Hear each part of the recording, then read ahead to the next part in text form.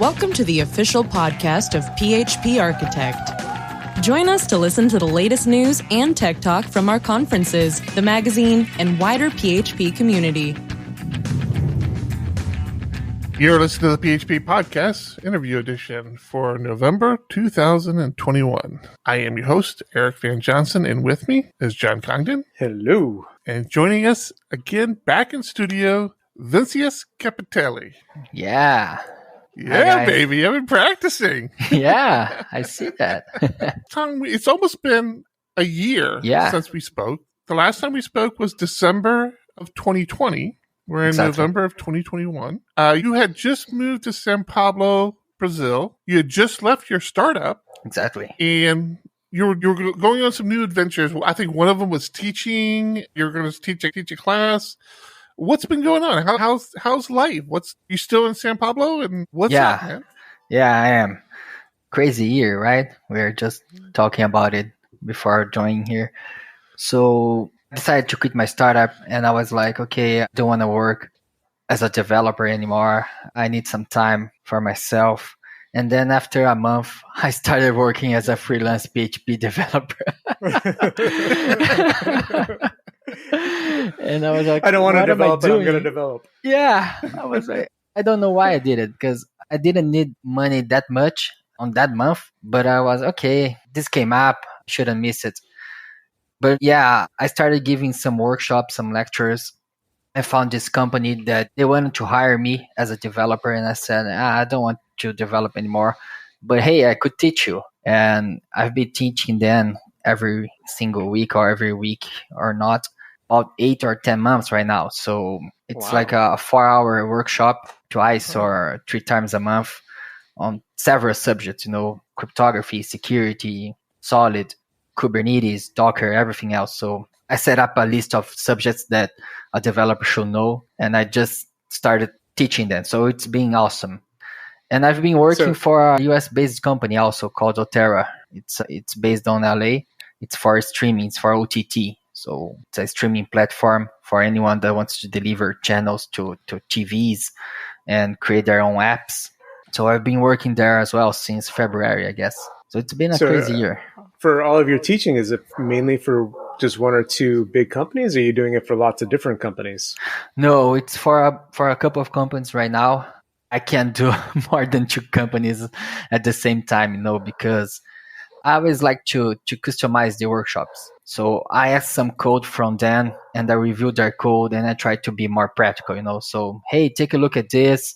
We are talking about solid, so here's the code that you guys got it wrong. Let's talk about TDD. So here's a test that you guys should have wrote for this function because it's huge and it's very complicated. So even though there's a theoretic part that is the same, I like to customize the workshop for each company, So I can't handle more than 1 or 2 companies at the same time. That's awesome that you found like a company that will bring you in for multiple sessions to keep training their developers. Yeah. Versus bringing you in just to do one subject and then moving on. Yeah, and like I said, it's almost 10 months now. So it's almost like I'm part of their group, So they just called me to play soccer with them last week. So it's like I'm a third-party guy. They are outsourcing me, so it's fun. And just like I said, sometimes just hire someone to answer our questions about one subject, and that's it. You never see that guy anymore. So I'm on workshop number 18 or 19 with them right now. So it's been awesome. Very cool. And the solid principle was actually the topic we talked about last year with you in your interview. This year, you've written a couple of feature articles with us based around security, Libsodium, and cryptography. What's taking you down that path? Yeah, it's funny actually, because I don't remember the first time that I got in touch with cryptography, but probably was trying to implement API authentication, right? It's almost 90% of developers, we start taking a look at authentications and OAuth for anything else we do, and handling all those client IDs and client secrets. It's always a mess, right? We always fail hard when trying to do that. And well, I remember when Facebook login was a thing and we used it everywhere. Man, it was hard to get it working, right? for the first couple of times. So I used to read a lot about this subject. And of course, I learned about a lot about it, but it stood on my mind, on the back of my head, and I was like, okay, this is something that I struggled with, but I got it working. But I don't want to spend so much more time on it. I think that's something that most people do, actually. But then 5 years ago, I guess, the company that I worked here in São Paulo, we started a cybersecurity project. So we needed to learn. And it was tough because you guys know, didn't find any resources or any articles back then. It was 2015 or 16. And when we did manage to find articles, it had nothing to do with PHP. So it was very hard. Of course, we had OWASP, and we have them like 20 years ago already, but only the top 10 series, I guess. I don't remember them having those cheat sheets series they have right now. That is awesome. So we have to learn by ourselves, right? We have to read the articles, sometimes hire some consultancy firms and tell them, hey, please teach us how to do it. Or hire some pen test companies to test our apps and delivers us a huge list of everything we got wrong. So after that, after a lot of struggling and a lot of failed attempts, we finally learned about cryptography and security. And I really liked it about it. Of course, I'm not a cryptologist or a mathematician, so I don't know the deeps of the algorithms, but I really like speaking about security and cryptography on conferences and on meetups. So here I am. Knowing enough about the subject, you're not going to write your own algorithms, like he's at least kind of having a broad idea of how they work and how you can really mess it up is important. Yeah, totally. Please don't write your own article, or don't mix two articles, right? Or don't try to do your own cryptography. Like, yeah, I'm just going to MD5 this 100 times and get it right. Yeah, that's not how you do it. But that's difficult to get in your mind, right? Because sometimes you would think, okay, have MD5 and a lot of other hashing functions. Maybe if I could combine them together, I could grab the best of them. But it's not. It's the worst of them. So it's hard to get that in your mind at first. We've come across so many legacy applications in our line of business where the person who did their login scheme definitely didn't understand cryptography and tried just doing security through obscurity, and that just doesn't work.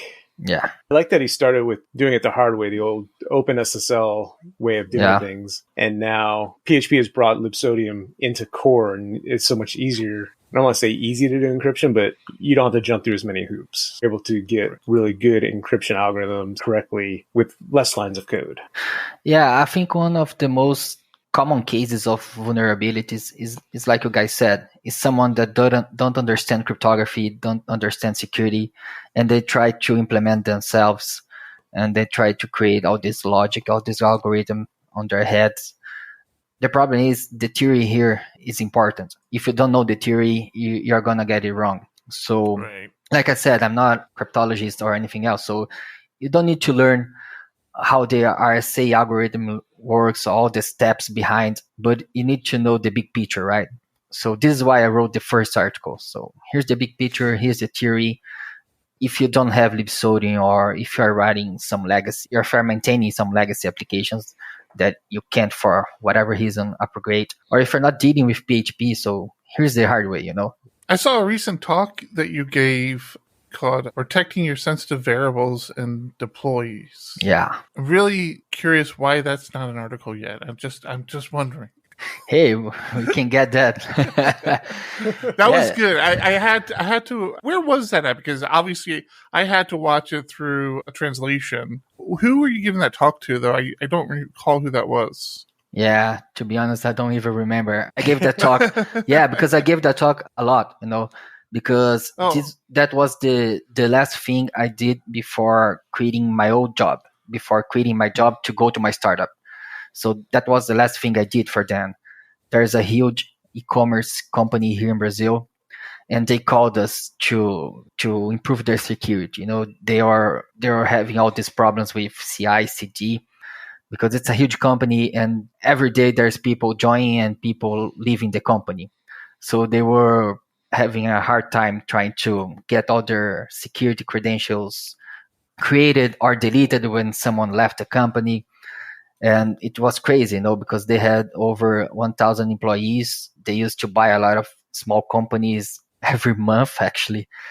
So the leaders were crazy, man. Every week they had to create a setup of Amazon accounts and delete the old ones and rotate the access keys. And they suffered a lot with that. So this is why I wrote that article. It was a great article. It was a great talk, actually, that, hey, we can turn that into an article. Just, guys, just say the word. Yeah, for sure. You telling me if I did a little bit more searching, I could probably find an English version of it, or? I don't think there's an English version for this one. Okay, that's fine. No, I was fine with the translation. I would, miss little bits and pieces, but I'll catch up. I got it. That's why your pronunciation is great, right? It's about listening to me speaking Portuguese. So I watch a lot of it. Yeah. So how are you liking São Paulo? Actually, I live here for 7 years right now. Just moved from an apartment. Used to live on another place of the city, and I just moved with my girlfriend to this new neighborhood. Yeah, I really love living here because my folks are from a small town here. It's like 200 or 250 miles from São Paulo, so it's a very small town, like 40,000 people, and we don't have anything there. So when I came to São Paulo to work for that other company, everything changed, right? I was not used to come here because when living on smaller towns, you just see these big cities, it's huge and violent and all this traffic. And I was, okay, I don't want to live in São Paulo ever, right? And here I am, almost 8 years later. I'm still here and I don't want to go back. I don't have a concept of how big it is, but like, do you ever get to go to like, what is the thing called with the organic foods, Agua Branca Park or something? Is that right? Agua Branca? Yeah, there's a park here called Agua Branca. That means like white water. It's a neighborhood here in São Paulo. It's a good park, actually. Yes, São Paulo is huge, man. Suppose they have like some major like organic food market there. It's not a market. I guess they have like a farmer's market. It was what we call them here, where all these local farmers bring their stuff. Yeah, we have a lot of these things right here, actually. All these neighborhoods, they had their associations, right? So they just try to improve the local business, and everyone that has their own store, their own shops, they manage to do this kind of stuff.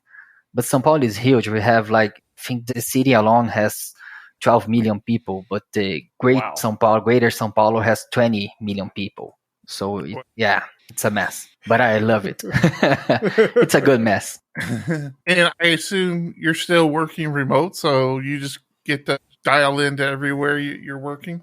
Yeah, because when I quit my old job to go to my startup, we were already working from home. We hired a house here, and me and my ex-business associate, we hired this house, and we were already working from home when the pandemic came. So we didn't at first, we didn't realize what was going on because we were already working 24/7. So yeah, but right now the company that I work is based in LA. We do have some other people around the world, but I'm the only developer from Brazil. We have some guys from Argentina too. And even though the company that I give these workshops, they are based in São Paulo, it's all remote. It was strange at first giving the remote workshops because, man, one thing is talking. Another thing is having everyone else to ask questions and to interact with me during the workshop, right? It's not a lecture, it's a workshop. So I need them to ask questions and I need them to tell me what's going on with their code and everything else. So at first was terrible, but hey, I'm almost done now. So I've seen that a lot with online conferences. Like, you have people that do really good presentations live, but they just fall apart when it comes to a video presentation because you don't get that feedback. You're talking to your screen. People often get a lot more flat and just don't know how to feed off that energy.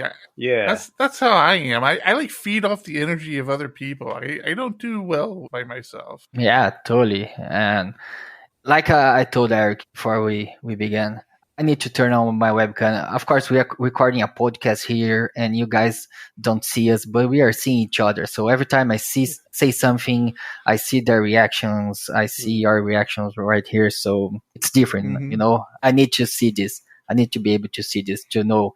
Maybe someone won't ask a question, but by looking at their face, realize they didn't understand it, or they are not really paying attention. And I'm not there to call out for them, but I was, hey, do you want me to explain this in a different way?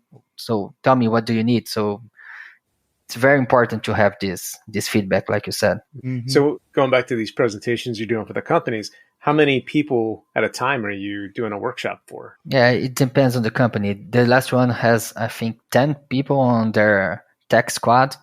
So it's me more 10 people. It's good. I don't think having too much people gonna work. It's gonna be terrible. That's nice and intimate, where you can have that feedback with everybody. Once you start getting up to many more than that, you got the people that just sit back and they're doing it because they have to. Yeah, totally.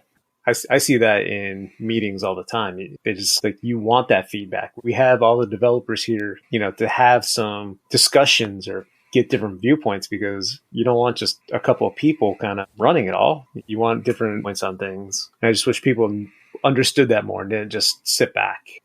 Yeah, and like I said, they are not lectures. They are this training. So I need them to tell me what's going on. I need them to tell me how that matches with their current work. If they're thinking of something that they did that week that matches what I just told them. So it has to be both ways, This shouldn't be a hashing function. Oh, here's a geeky. One way. So if you guys didn't understand the joke, please read the last article. There you go. I like it. Yeah. So with the new company in LA, are you going to be coming up this way anytime, or it's just going to be all remote? No, man. I want to go there ASAP. I just think the US just started allowing us Brazilians to go there. I think it was this November that you guys started allowing us. So maybe next year I can go there and meet the rest of the people. I just met with two of the CEO and the COO. I haven't met with anyone else, so it's going to be a good thing to really know them. The first thing I told my CEO when I met him was, man, I'm so glad that you exist. It's not a deep fake or something like that. So it's good. Yeah, LA is only a couple hours north of Eric and I, so it's really close. Yeah, take totally. you out for a beer and say thank you for all the writing you've done for us over the years. Yeah, man, let's do that. As we're recording this on the 22nd November. Some big news got released today. One of the bigger stories is that PHP has established a foundation now. I think the goal is to help kind of with the organization of PHP internals, help with some funding with PHP internals, just make sure that group or that organization stays strong and PHP continues to evolve. Just curious if you had any thoughts on that. Yeah, it's a great story, actually. PHP is a community language. Rasmus created by himself. Of course, we had some major companies backing the support, like Zend did for some time. And there are a lot of companies that support the development, but it's a community-based language.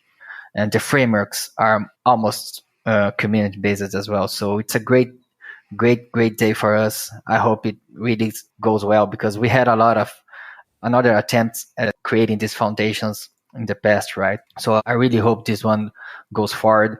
I already made my contribution there, so I'm a recurrent subscriber. I back it contribution. I saw that PHP Arch also made a contribution there. So if you guys are listening to this right now, please go ahead and help the PHP Foundation, help us support and maintain our beloved language. Actually, it was started and backed this time by JetBrains. I think the impetus was Nikita. They had hired Nikita Popov. Yeah. Amazing individual. So happy with everything he's done for the PHP language over the years. But last year, that article was written about the bus factor by somebody that works at JetBrains, realizing that, if something happened to Nikita, where would we be at? And I think it was just people's eyes open. And here we are less than a year later. And Nikita, I guess, decided to step away. He has some other things to go work on, other interests at this point. And so JetBrains stepped up and said, okay, the money we were paying Nikita, we are now going to start backing this foundation. And I guess they got a bunch of other organizations to do the same. And because it's kind of an open foundation, like you said, PHP Architect, Diego Dev, you yourself, and really anybody can contribute, as little as $5 a month, just to say, I make a living off of PHP, I should contribute something. Obviously there's no requirement, but it's just a nice thing. And hopefully we'll get more people to start contributing, to step up and kind of take the reins. Yeah, totally. It's like you said, no one asked me to donate. I was just feeling that I had to, because I've been developing with PHP professionally for 10 years, but the first time that I wrote PHP was 15 years ago. So everything that I own today, that I have today, is because of PHP. It has been my main language for the last 10 years. Of course, I code with other languages. I used to work with JavaScript, with Python, everything else, but PHP was the main one for so many years. So I felt that I needed to pay back let's say that way. I like the way you put that. Everything I have today, like just personally, my house, my business, my cars, is because of the PHP language, giving me a living for the past. It's not only PHP, right? We've been quick to pay for adjacent tools like database tools and IDEs and things like that. We've never had to pay a penny, and nor are they asking anybody to pay a penny towards the actual language, but it's nice. I've always wanted to. I'm not sure people appreciate how much work these volunteers put into the development of this language, and the fact that we have this, and not only do we have it, but it continues to mature every year. It gets exponentially better as a language, and it just feels good. It feels right that a foundation is built around it to help organize that, to help compensation is needed. I feel good about it. I'm really interested to see, and the fact that they're doing it in the open, everything is open. Nothing's being done behind closed doors. I'm very excited to see how this is implemented and how it's used. Yeah, totally. So we had some bad news some time ago, right? A lot of bad news during PHP Live, right? So PHP 5, we're almost feeling that it wasn't going anywhere. Mm-hmm. Then Facebook came and Hack came and everything changed. And then PHP 7 came and we were like, okay, we are back on track. Let's do this. And then Zend stopped supporting, and they had then their own minds. Of course, I agree with them. They spend a lot of time with the language, and they're free to do whatever they think they can. So I think it's all right. And then when Zend turns to Laminas, we were okay. At least we have those guys back to the team, and everything is working. So PHP still won't die anytime soon, because this is what we use to listen, right? Every month, every year, somebody would step up and say PHP is gonna die. Please learn anything else. And here we are. Soon PHP 8.1 is gonna be there, and now we have PHP Foundation. So man, it's a great time to be a PHP developer. It has always been, actually. You mentioned Zen. When Zen basically kind of dropped their support for the framework and their support of PHP, that to me was big. Like, I was terrified when I heard that. In my previous life, I worked in a big enterprise. And the only way I got PHP into that enterprise was the fact that there was a big company like Zen offering support for it. And when I heard that was going away, I'm like, man, these people want PHP in the enterprise, they have major uphill battle now, because that is a big point for enterprise implementations, is having a company behind the language. I'm hoping there are other companies out there who are more than willing to support PHP. But yeah, I'm hoping with this foundation that starts to kind of build those blocks again, that these enterprise organizations need to say, okay, this there's a foundation here. Like, this is not going away tomorrow, which is always the argument. There's nothing to say that this won't go away tomorrow unless there's a company behind it. And ideally, maybe that foundation becomes that. The foundation becomes the foundation. Yeah, totally. I took the Zen news the same way because I learned my first framework was Zen. The first time I got out of Brazil was to go to ZenCon in 2016, I guess. So it was huge news, man. I was, oh my God, what I'm gonna do? So just told everyone that we could trust these guys. And I'm not telling that we don't, because they are awesome. We are here because of them. But I told them, okay, we can go with Zen framework. And when they launched version 2, and we had to recreate our entire code base because rebuild the whole thing. Yeah, they already looked funny at me, my coworkers. Hey, you told me this one was cool, and it was, man. And then Zen 3 came with all those components and everything else. My first talk actually was about Zen Expressive. My first talk ever was using Zen Expressive to build authentication with JWT and everything else. So I took it personally. So it's very good to have a foundation, and I really appreciate all the work that every company did, and Nikita did, and every other major contributor and every other minor contributor has done to the language. Yeah, that's a good point. Very good point. All right, Vinícius, I want to thank you, as always, for everything you've done for the community, for the articles you've contributed, for the articles you will be contributing. Yeah. Yeah, totally. Thanks for taking the time, and thanks for writing with us. Appreciate it. It's always a pleasure, guys. You can count on me. I have so much more to give back to the community, like you guys said. This has been PHP Podcast, the official podcast of PHP Architect, the industry's leading tech magazine and publisher, focused on PHP and web development. Subscribe today at phparch.com to see what the leaders in the community and industry are talking about.